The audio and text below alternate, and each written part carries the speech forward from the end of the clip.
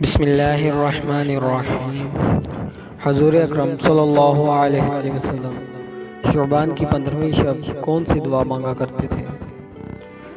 हज़रत आयशा रज़ियल्लाहु ताला अन्हा फरमाती हैं कि मैंने हज़ूर सल्लल्लाहु अलैहि वसल्लम को ये दुआ फरमाते हुए सुना, या अल्लाह, मैं तेरी अफ़ू की पनाह चाहता हूँ तेरी सज़ा से, और तेरी रज़ा की पनाह चाहता हूँ तेरे गुस्से से, और पनाह चाहता हूँ तेरी सख्तियों से। या अल्लाह, मैं आपकी तारीफ़ का शुमार नहीं कर सकता। आपकी ज़ात ऐसी ही बुलंदो बाला है जैसे आपने ख़ुद फरमाया।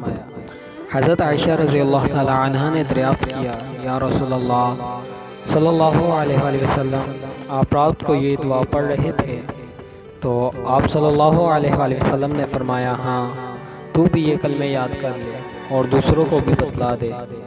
हज़रत जिब्राईल अलैहिस्सलाम ने मुझे ये कलमे बतलाए हैं और कहा है कि इन कलमों को सजदे में बार बार पढ़ा करें।